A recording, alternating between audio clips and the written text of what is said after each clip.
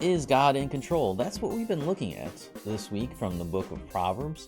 The Proverbs are not just a bunch of, suggestions or other things. There's a lot of good theology that really helps us. And the sovereignty of God, God being in control, is one of those things that the book of Proverbs teaches us very well indeed. And so we need to learn that God is in control of everything, including salvation. If we're going to be saved, we need God to be in control of all things. And the last thing we're going to look at today before we get to our application is the sovereign justice of God. Proverbs 29:26 says, "Many seek the face of a ruler, but it is from the Lord that man gets justice." And so God's justice is sovereign, it is supreme, it is in control, even though people get out of justice. So the misguided behavior really stems from a profound disbelief in God's providence. Individuals appear to assume that earthly affairs are governed by a series of lesser causes without the oversight of the Almighty. Some people, people think, well, it's just these lower things, these little things, these piddly little things God doesn't care about. God has more important things to do. So if they gain the favor of an influential figure, they mistakenly believe they have found happiness in their life, regardless of their standing with God. So if they can get in with a president, if get in with a senator, somebody important, someone that can do something in their lives, someone who's in control, someone who has power, then they're good. And then they don't care about what God, what's going on with God. But we must hold fast to this essential truth. Every man's portion ultimately comes from the Lord. That's it.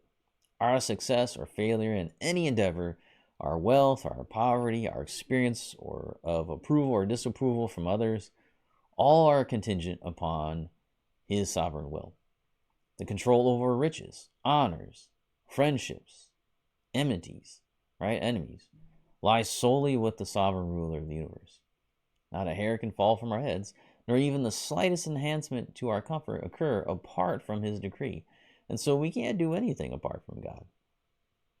All of it, whether we're in enmity with people or friends with people, whether we have riches or where we have honor, all those things come from the Lord.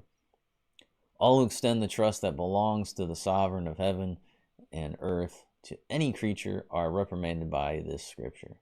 They're called to expect everything they need from God as the ultimate source, while not neglecting the lawful means by which they might pursue their desires. And so you see here, if I'm seeking justice, it's okay to go to court to get that justice. But ultimately, I need to go to God. We don't have to neglect, the lower means just because there's the greatest mean, right? Just because God is in control doesn't mean we still don't function and seek justice on a lower level. Because people do that, right? Whatever, we don't need justice. It's only God's justice. But we're still called to seek justice here. We're supposed to do justice here. I mean, God reprimanded the Israelites for not being a nation of justice, for disregarding what he said to do, and they paid the price for it. And I don't think that's changed. I mean, every nation was called to be just. Even the pagan nations were called to be just. They were punished because they were not just. Sin is sin, whether you are, Israel or not Israel, right? Every nation is called to follow God. Every nation is held to the same standards. It's not like the United States is held to a different standard than the Israelites were. No, we're held to the same standard. And because there's not a different sin, there's not a different standard for sin. Sin is sin. And you think about the nations that were in the land of promise. God didn't give them the law; He gave it to the Israelites. But yet, weren't the Canaanites punished because they broke the law of God? They transgressed God's law. Sure, they did. They were sinners.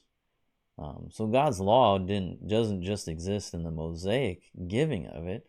It existed before. As Paul said, the people were a law unto themselves. They already knew in their hearts what was true. Just God laid it out in the Mosaic law. He gave them some ceremonial things. He gave them some religious activities to do. But the morality of the law, the justice of the law, has always been around. Even Job knew about those things. Even Job knew that adultery is wrong and it should be punished by the civil government. But God didn't write that down until hundreds of years later with Moses and said, "Yep, that's true. What Job knew is true. That should be done." So we got to remember that God is in control. From the beginning to the end, God is in control. So we need to pray for wisdom before acting.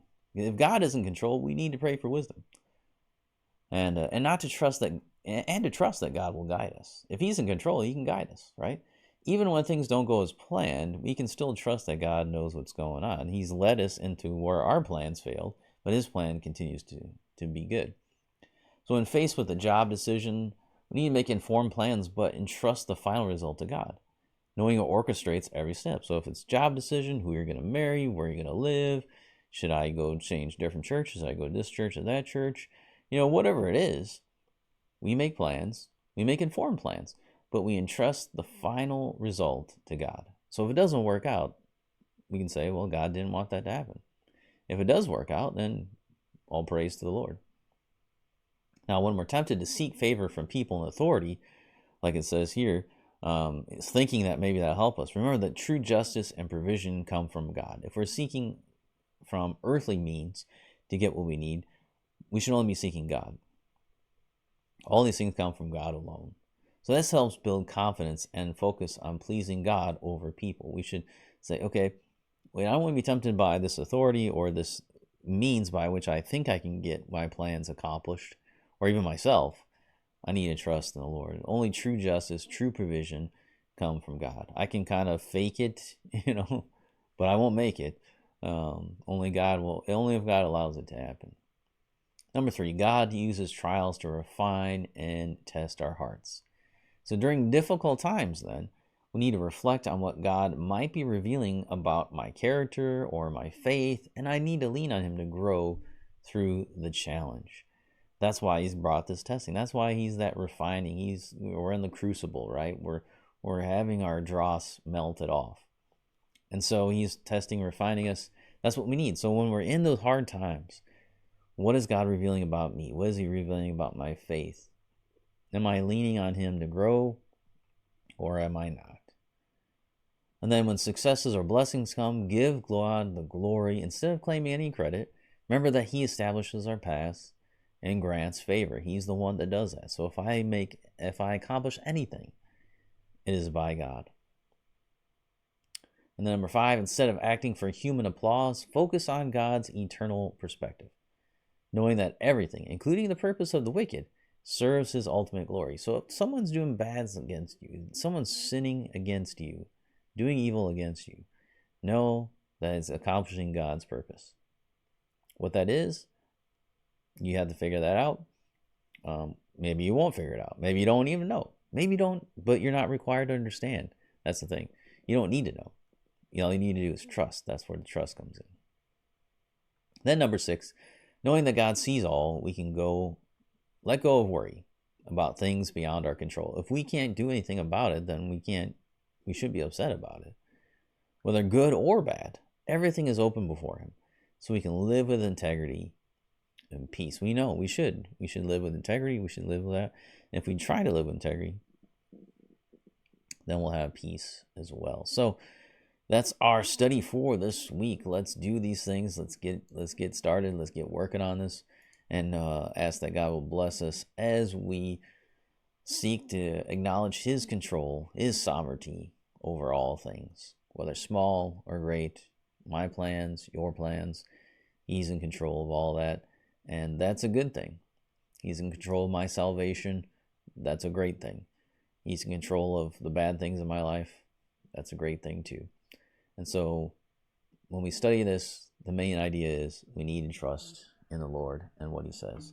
So let's do that this week. Let's work on that. Let's get better at that and do a better job. So Lord, forgive us where we failed.